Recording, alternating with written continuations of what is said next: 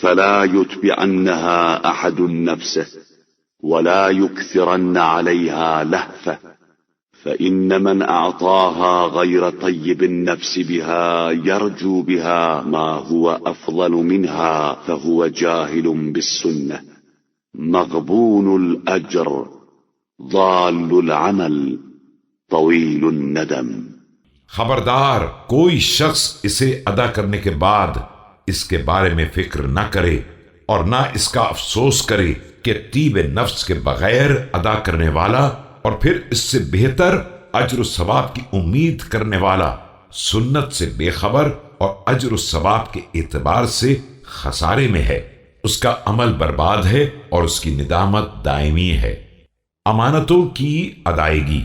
ثم أداء الأمانة فقد خاب من ليس من أهلها إنها عرضت على السماوات المبنية والأرضين المدحوة والجبال ذات الطول المنصوبة۔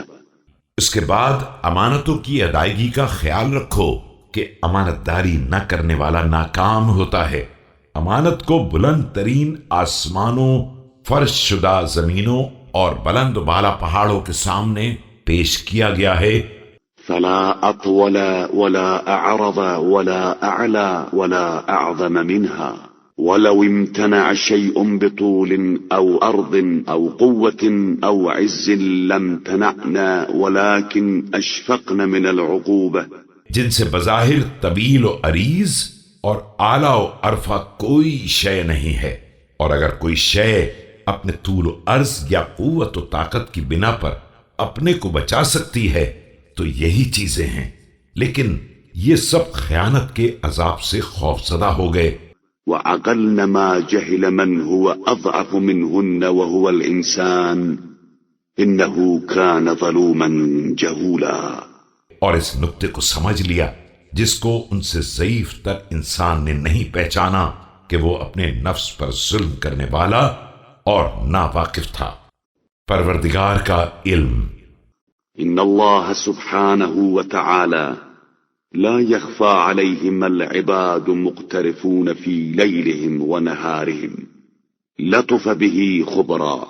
پروردگار پر بندوں کے رات اور دن کے اعمال میں سے کوئی شے مخفی نہیں ہے، وہ لطافت کی بنا پر خبر رکھتا ہے۔ وأحاط به علما أعضاؤكم شهوده وجوارحكم جنوده وضمائركم عيونه وخلواتكم عيانه۔